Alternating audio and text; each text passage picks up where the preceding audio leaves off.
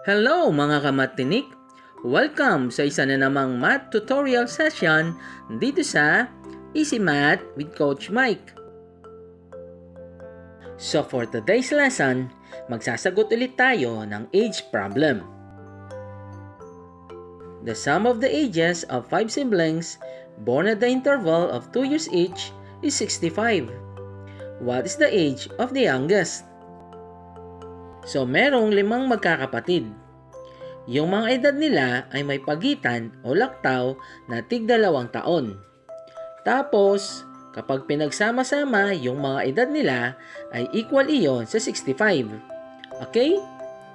Ang tanong, ano ang edad ng pinakabata? Sige, interpret na natin into algebraic expression and equation yung problem. Gamit tayo ng letter Y to represent yung edad ng pinakabata. Take note, kahit anong letter pwede nyong gamitin ha. Gumamit ako ng letter Y kasi yun ang first letter ng word na youngest. Tapos, yung sunod sa kanya na mas matanda ay Y plus 2. Kasi nga may interval na 2 years. Okay? Yung pangatlo naman ay dagdag 2 din mula dun sa sumunod sa kanya. Kaya meron tayong y plus 2 plus 2. Gets yon? Kapag simplify natin yan, meron tayong y plus 4. Okay? Yung ika-4 naman ay y plus 4 plus 2. Yung y plus 4 ay yun ang edad ng kapatid niya na sumunod sa kanya. Yun yung kanina. Tapos, yung plus 2 ay yung interval ulit. Okay? Clear na yan? Kaya, y plus 6 yan. At yung ika-5 kapatid ay may edad na y plus 6 plus 2 na equal sa y plus 8. Yan! Na-establish na natin ang mga edad nila in terms of variable. Tapos, dugtong ng problem, yung sum ng mga edad nila ay equal sa 65.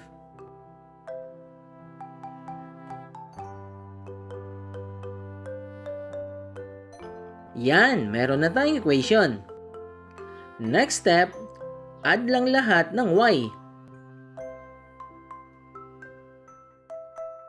We have 5y. Add naman natin ngayon ang lahat ng constant na nasa left side ng equation.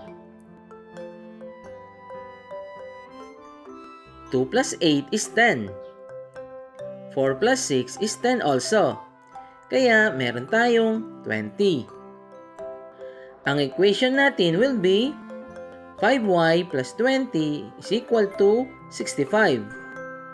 Next, gamitin ang subtraction property for plus 20 para magkakasama ang mga constant sa right side. We now have 5y is equal to 65 minus 20. Then, 65 minus 20 is 45. And therefore, our equation is simply equal to 5y equals 45. Para y lang ang matira sa left side, kasi yun ang hinahanap natin, we will use division property. Kaya, divide natin both sides by 5. Kaya sa left side ay simply y.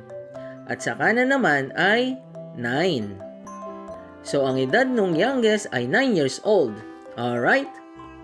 Let's double check kung tama yan.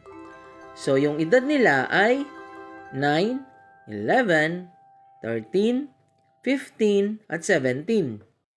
Ang samba nila ay 65. 9 plus 11 is 20. 13 plus 17 is 30.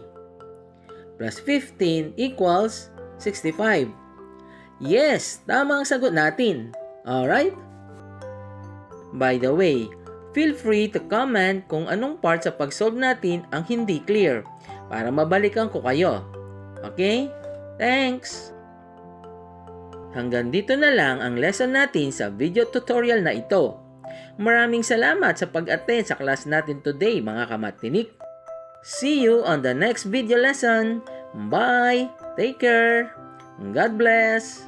To God be all the glory.